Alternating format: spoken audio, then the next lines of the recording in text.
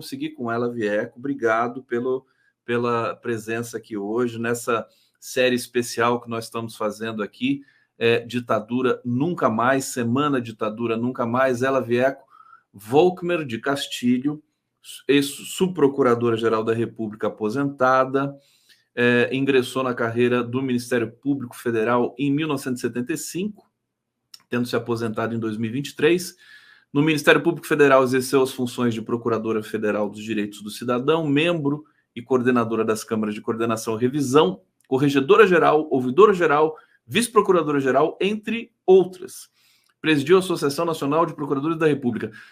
O seu currículo é impressionante e eu queria começar dessa fala do Paulão. Você teve para ser Procuradora-Geral da República, como é que foi esse momento? E seja bem-vinda aqui, querida Ela Vieco. Obrigada pela oportunidade de estar com você. Eu fui indicada em 6 listas tríplices para Procuradora-Geral da República. Teve também uma indicação da NPR para ministra do STF, na época também o nome da Débora do Prá também foi indicada. Então, assim, foram vários anos, né? Eu tentando chegar lá, mas sabendo de toda a dificuldade, porque não era considerado um lugar assim de mulher, né? Agora os tempos já estão mudados, já tivemos uma Procuradora-Geral da República, então isso fez parte do processo, né, de a gente abrir caminhos. A Débora ficou 22 dias como Procuradora-Geral e foram 22 dias de muita intensidade, né? Exatamente. Porque naquele momento, eu não me lembro qual que foi a circunstância, acho que para ela ter assumido a Procuradora-Geral, mas vamos falar, querida Ela Vieco, sobre esse momento, essa lembrança, essa memória do golpe de 64. Eu estava lendo o artigo que você escreveu para uma publicação, você contando um pouco das suas lembranças e memórias. Eu queria começar por aí. Como é que foi atravessar? Você atravessou o período maior, foi já encaminhando para uma abertura dos anos 70 no Brasil da ditadura, mas ainda com muitas perseguições, torturas, prisões, desaparecimentos. Como é que foi esse momento para você, dentro da atuação aí da sua atuação como procuradora, como operadora do direito? Então, nesse pequeno artigo, eu coloco como é que foi essa a minha progressiva compreensão do que significou o golpe de 64, porque quando ele aconteceu, eu tinha 14 anos para 15 anos, né? E aí depois, em seguida, em 68, eu já estava na Faculdade de Direito da Universidade Federal do Rio Grande do Sul, e então tudo isso foram momentos, contextos, né, em que eu conheci pessoas que foram torturadas, desaparecidos, né? E aqui nessa sequência que nós vamos ouvir a Antônia Mara Loguercio, a Antônia Mara era desse tempo, né? Então, nós convivemos. Ela tinha uma militância, né, política, inclusive na clandestinidade. Eu nunca tive esse tipo de militância. Eu entrei assim no serviço público com essa progressiva conscientização do que significou o golpe. Eu acho que um momento assim que eu acho importante foi em 73, quando eu fiz o concurso para a Procuradoria do INCRA, Procuradoria, e aí eu acabei assumindo a Procuradoria Agrária. Eu era jovem, né, uns 25 anos na época, e aí eu comecei naquela época a perceber pessoas que vinham dizendo terem sido expulsas, né, dos seus lotes. Eu não entendia isso, eu achava tudo tão simples de resolver do ponto de vista jurídico, né? Tinha a ação de usucapião, nós tínhamos, inclusive, o Estatuto da Terra, que tinha sido aprovado em 64, claro que não era vamos dizer, um texto pensado pelo governo militar. Então, eu comecei a ver aquelas pessoas que estavam sendo expulsas, né, de suas terras. Isso tudo era fruto de uma política que foi instaurada pelo golpe. E a gente sempre falava muito assim em golpe, em governos militares. E eu acho que a grande, assim, vamos dizer, a sacada hoje é a gente falar claramente que foi um golpe civil-militar, que foi uma ditadura civil-militar, né?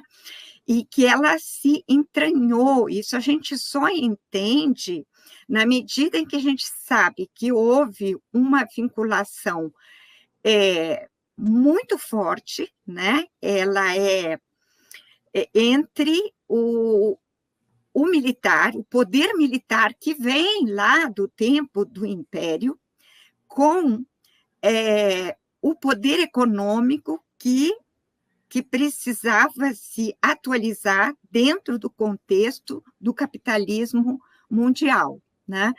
Então, o que eu quero dizer assim, que eu vi essas coisas acontecendo, depois quando eu entrei na Procuradoria da República também, agora só hoje que eu tenho muito claro o quanto a instituição que eu passei mais de 40 anos, que é o Ministério Público Federal, que está dentro dessa instituição, o Ministério Público Brasileiro, ele foi conivente, colaborou, né? E a própria configuração institucional, que a gente acha tão legal, que está na Constituição, não é fruto de muito acerto, tá? De muito acerto. Por isso que a figura do Procurador-Geral da República continua sendo uma peça-chave dentro da organização política brasileira para fazer acontecer a democracia, e isso sempre ficou nas mãos, assim, nesse âmbito dos interesses político-militares. Você quer perguntar alguma coisa? Eu quero, eu estou doido para perguntar aqui, porque você está falando uma coisa tão importante. Você está, inclusive, nessa série que a gente organiza aqui, quero agradecer à AJD, Associação de Juízas e Juízes para a Democracia, a ABJD, Associação Brasileira de Juristas pela Democracia, e o Transforma MP, do qual a nossa convidada é signatária aqui, o Transforma MP, que é um grupo, um coletivo que representa o Ministério Público, é uma parte, né? Quer dizer, é um grupo dentro do Ministério Público para uma melhoria, né, do procedimento, né? Porque você disse uma coisa, e a pergunta que eu quero te fazer é a seguinte: durante a ditadura militar, o Ministério Público não estava consolidado ainda, né? Foi a Constituição de 88 que acaba consolidando fortemente o Ministério Público. Me corrija se eu estiver enganado, mas você fez uma crítica, né? Quer dizer, o Ministério Público foi conivente com as atrocidades que estavam sendo cometidas ali. Fala um pouco mais sobre isso para a gente. Então, o Ministério Público é uma instituição muito antiga, né? Todos os países têm essa instituição, e ela está muito ligada, né, com o poder de acusar. O Ministério Público é uma das suas funções básicas, ou a primeira original, é a parte penal, né? O que a Constituição de 88 fez, e que é tão cantada em prosa e verso, é que colocou uma outra função, a função de ombudsman, né, de zelar pelos direitos fundamentais, e deu também instrumentos, né, que não aquele de ação penal, também de ação civil, vários poderes. Então, agora, o problema é o seguinte, quando você vai olhar a missão, que está escrito qual é a missão do Ministério Público, está dito que defender o Estado democrático de direitos, os direitos, interesses individuais e sociais indisponíveis, só que tem uma coisinha lá que me incomoda muito, e que é a defesa da ordem jurídica, que é a ideia, vamos dizer, a missão que sempre acontece, que sempre esteve expressa na teoria e na prática. O que é defender a ordem jurídica? É defender a ordem jurídica que está posta, é a estrutura. Eu entendo que o direito, ele ele reproduz a estrutura de poder, né? Então, e é isso, e está numa ordem jurídica. Aí tem muita gente que diz, não, mas acontece que se você vai na Constituição de 88, ela tem princípios fundamentais, você tem que defender a ordem jurídica conforme aqueles princípios fundamentais. Só que não é bem assim, sabe? Você tem os que puxam para a ordem jurídica conservadora, no sentido de conservar aquilo que está. Então, você tem, por exemplo, um Estatuto do Índio, que é de antes da Constituição, que ele é incompatível, mas ele continua sendo aplicado, e assim outras leis, e também o pensamento, entende? Então, isso continua muito forte, e nós temos no Ministério, quando eu entrei no Ministério Público, quando eu entrei foi o terceiro concurso, eu sou de 73, eram 2 concursos antes, né, que tinham sido feitos, então, antes, os procuradores da República, subprocuradores gerais, eles eram designados, e eram designados pelo poder militar, era tudo gente que tinha sido escolhida, que não ia contestar. Quando eu comecei a trabalhar e que fazia os pareceres, eu tinha que fazer o parecer conforme o meu chefe, eu comecei em Brasília, era um subprocurador-geral, e aí ele dizia, não, isso aqui é assim não, né? Quando depois eu fui trabalhar em Curitiba, em primeira instância, processo de mandado de segurança, porque aqui em Brasília eram pareceres assim no antigo Tribunal Federal de Recursos, né? Não era assim em primeira instância. Em primeira instância, dava muito mandado de segurança, mas a gente tinha ordem, não, nós não podemos dar parecer contra o governo, entende? Então, e aí, também, nesse artigo até eu conto, como a gente tinha, para ser nomeada, a gente passava pelo SNI, né? Fazia um pente fino para saber se a gente tinha registros ou não. Deixa então, eu te perguntar, olha só quanta história importante, para a gente saber, a gente não sabe muito bem o que foi a ditadura militar no Brasil. Acho que você deixou isso muito claro quando disse aqui que é uma ditadura civil, militar, eu até diria, acrescentaria civil, midiático, empresarial, militar, né? Que é o que alguns pesquisadores, inclusive, postulam. Só uma curiosidade técnica sobre a história do Ministério Público. O Ministério Público no Brasil, uma instituição secular, desde do Império também, não? Da República? Sim. Desde o Império. E uma curiosidade, você disse que foi o terceiro concurso, né, que você entrou, que antes eram procuradores biônicos, vamos dizer assim, nomeados pela ditadura. E antes de 64? Também tinha concurso para o Ministério Público? Não. Não, a carreira Bom, também tem que fazer a diferença, né, entre os ministérios públicos estaduais e o Ministério Público Federal, né? A Justiça Federal teve um momento em que ela acabou, e no governo, foi 67, foi no governo, acho que da Castelo Branco, que foi, então, recuperada, né, a Justiça Federal, porque era necessária para o governo, eles tinham que ter esse controle, né? Então, foi estabelecida a competência federal. Então, as leis, me referindo a tua, assim, tentando responder melhor, havia uma lei do Ministério Público da União e a dos Ministérios Públicos estaduais, e hoje ainda a gente tem lei orgânicas dos Ministérios Públicos estaduais e a lei orgânica do Ministério Público da União. Tá? Basicamente, assim, é a mesma coisa, são os princípios da Constituição, mas tem algumas diferenças assim, no funcionamento, né?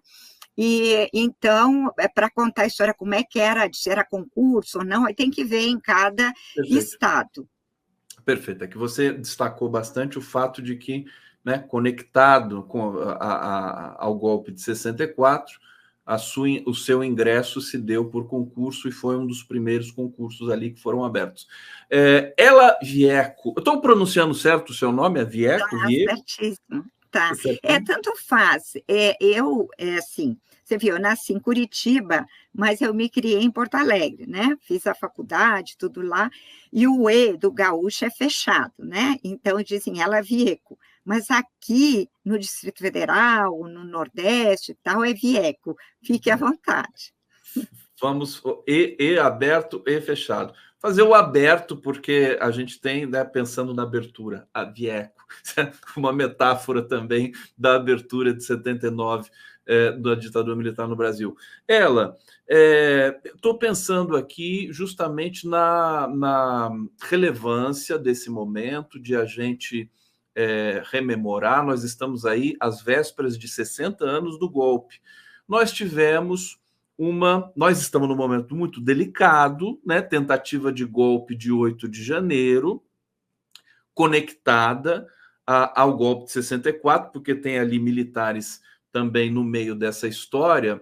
E eu queria pedir para você explicar um pouco para as gerações que não tiveram acesso, que não conheceram, e eu acho que a história brasileira da ditadura ainda tem muita coisa para ser contada. Por que é tão importante a gente lembrar? E como é que você vê o Brasil hoje ainda respirando esse clima de porão, né, num certo sentido, que vem dali do golpe de 64? Então, apesar assim das coisas, muitas coisas terem mudado, no fundo, a estrutura de 64, né, é a mesma. Então, por exemplo, naquela época não tínhamos sistema financeiro nacional, que a gente, a partir até de 64, porque em 64, o que a gente nota é uma porção de leis que são editadas para modernizar o país, né? Então, o que significa modernizar o país, na verdade, é servir a interesses econômicos, não apenas nacionais, né? Quer dizer, na verdade, eles são interesses de fora, né? E isso continua cada vez mais forte, a globalização que foi acontecendo, os mecanismos, a interferência de Banco Mundial, de convenções aí internacionais, que elas estão muito, muito presentes nessa estrutura, e que é uma estrutura que eu gostaria também de dizer que ela é uma estrutura porque eu trabalho assim, na minha cabeça, né? Quer dizer, nós temos uma estrutura capitalista, desigual, classista, temos uma estrutura racista e temos também uma estrutura machista. Então, são essas três estruturas que elas estão imbricadas. Então, isso a gente precisa entender hoje, relembrando desde o início, desde a escravidão, de como se constituiu o poder militar,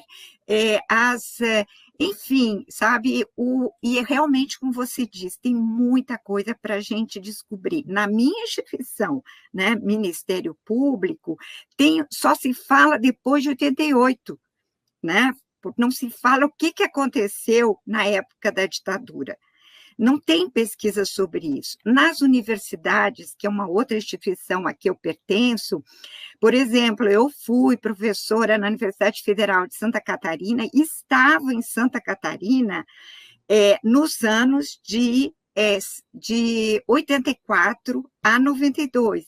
E tem coisas que aconteceram e que eu só fui descobrir agora, porque houve uma comissão da verdade na Universidade Federal de Santa Catarina, e muita coisa apareceu. Então, sintetizando, você só entende hoje, o mundo de hoje, olhando lá para trás, e aqui no Brasil também.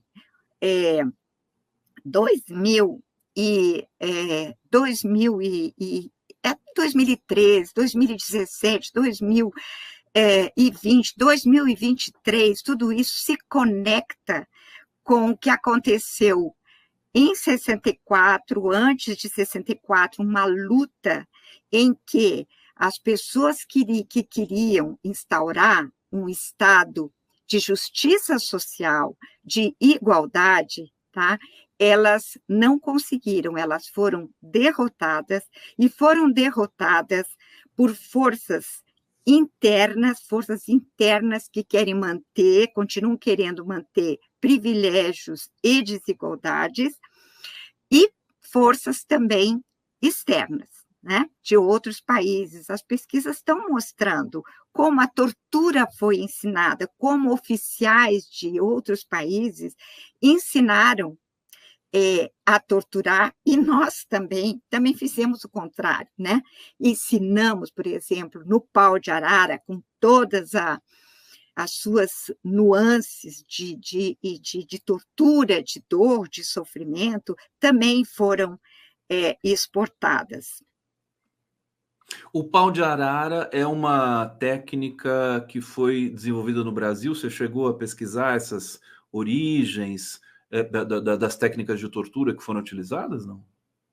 Não, eu não, confesso que não é assim a minha, Uhum. vamos dizer, especialidade de pesquisa, mas algumas coisas que eu li recentemente,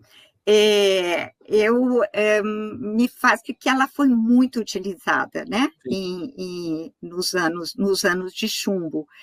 E eu acho que deve ter outros países, essa coisa de, sabe, é muito de arrancar as unhas, de colocar ratos, né, de que essas coisas todas a gente vê em outros países, infelizmente, isso...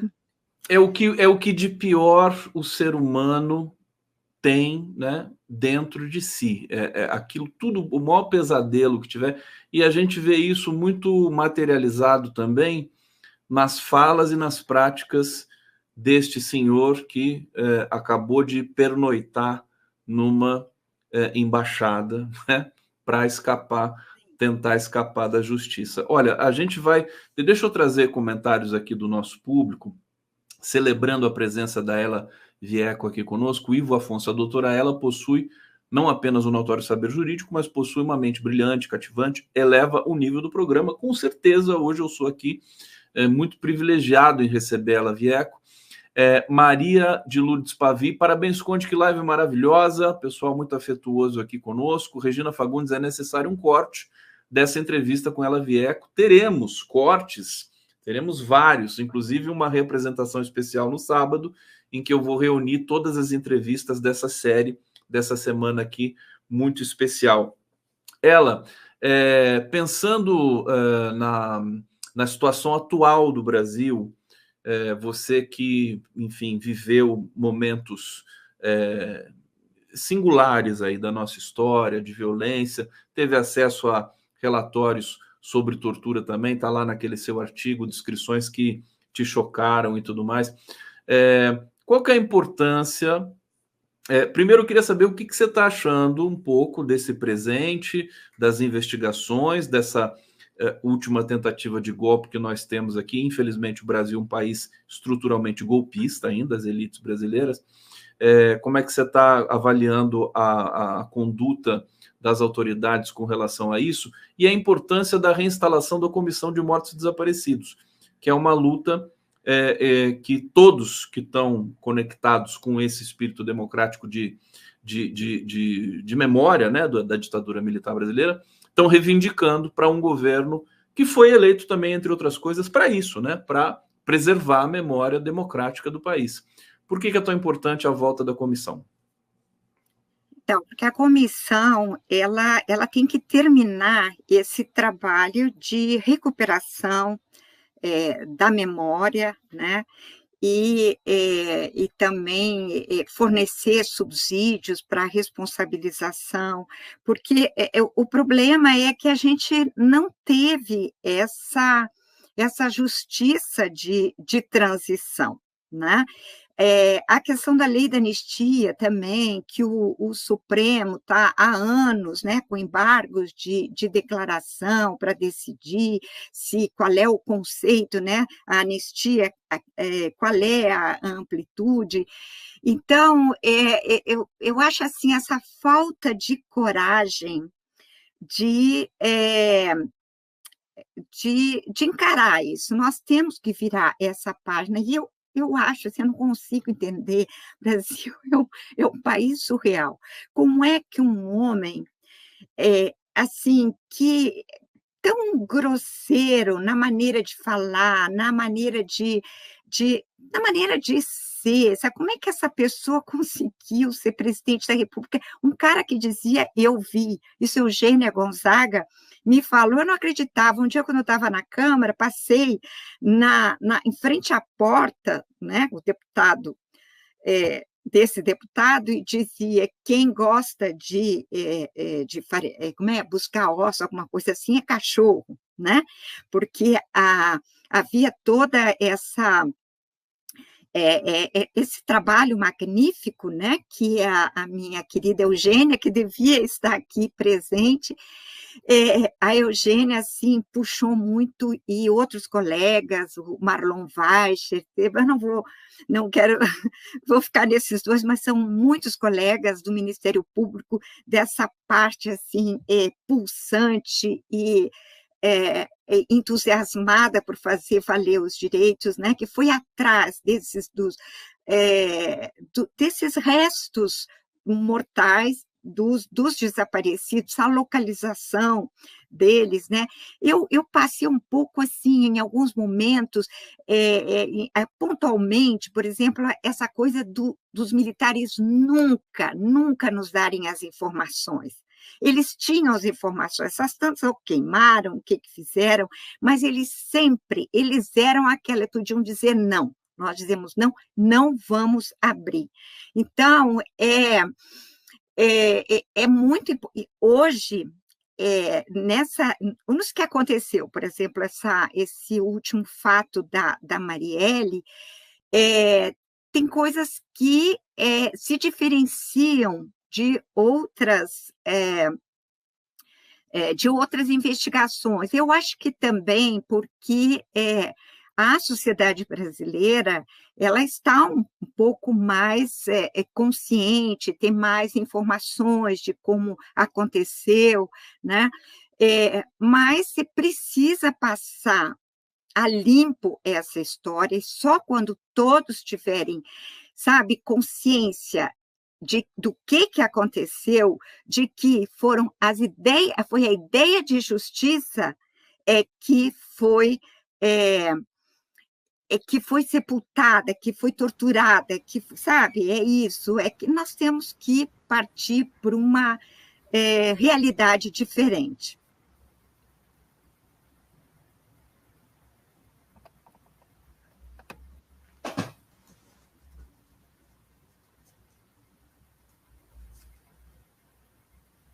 Eu mutei, desculpa, eu deixei muda a minha voz aqui. Agora voltando, perdão. Recebendo o Paulo Amarante. Amarante, seja bem-vindo. Eu estava dizendo que você uma das referências aí na resistência à ditadura, uma das referências em saúde mental no Brasil. A gente vai falar um pouquinho sobre isso também na sequência. Ela Vieco, que felicidade te receber aqui. O público está encantado com a sua presença, com o seu relato. Eu recebi agora aqui do João Amorim, né, que é professor de Direito Internacional da Unifesp. Ele diz o seguinte: a doutora Ela é uma inspiração e uma referência para todos nós. Respeito assim imenso que eu estou percebendo de toda a comunidade aqui pelo trabalho, pela presença e pelo relato aqui da Ela Vieco. Eu te agradeço muito, muito obrigado e espero em breve voltar a conversar contigo sobre esses e outros assuntos. E nós estamos aqui também, Paulo Amarante, o público está nos assistindo, né? Pressionando também pela volta da comissão, né? Nós precisamos, isso aqui é uma dignidade que a gente precisa ter. A gente sabe que a situação do país é delicada, né? Que existem sensibilidades, mas nós precisamos também impor, né? No melhor sentido da palavra, os princípios democráticos aí de termos acesso, digamos, à história brasileira. Ela Vieco, aqui no 11 News. Obrigado, querida. Tá, obrigada. E Paulo Amarante, um prazer estar com você aqui, né? Você é uma das referências. Já ouvia falar muito. Eu trabalhei com a doutora Gilda, com a doutora Débora, lá no Ministério Público Federal, na Procuradoria, né? Geral do Direito do Cidadão. Já ouvia falar demais de você. É uma honra e uma alegria. Adorei também poder escutá-la, aprender muito aqui. Estou emocionado. Obrigado, Ela. Até a próxima.